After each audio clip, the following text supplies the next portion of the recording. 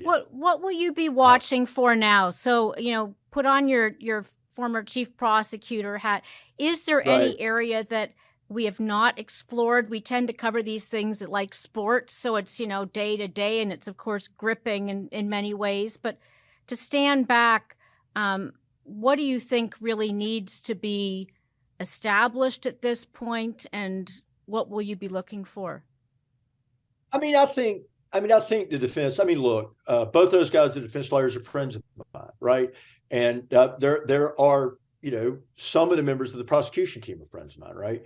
I mean, I think that and I've mainly done defense. I've done a little bit of prosecution, but I think that the prosecution's goal right now is to like sort of tune out all the noise, right?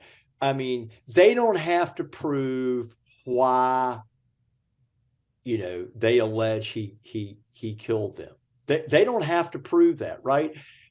I mean, and so I think that the forensics that were done there, look, that's a tough job, okay? And yes, the forensics could have been better. I've never defended a case where you look at the forensics and go, well, they got all that right. Right. I mean, because it's hard, it just doesn't ever happen, right?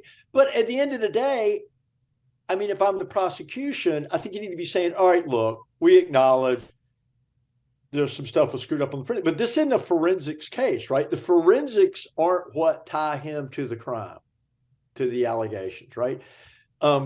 I do think that the prosecution is making, I hope they back off this thing that he like hated him. I mean, look, sometimes people kill people because they love them, right? And so, I mean, I don't think you have to hate them to have committed that crime.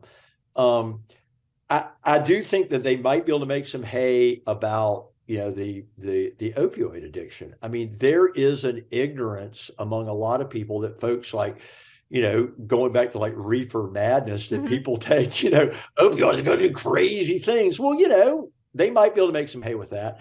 The defense, I mean, look, Dick Harpoolian's my neighbor, and Jim Griffin, his kids and my kids are friends, and I'm friends with Jim. I've hung around with Jim, and they've done a really good job and they just really need to keep, I mean, they don't need to prove who did it. They don't need to prove he didn't do it. And look, this is the way the system works, and it works. Okay. Mm-hmm.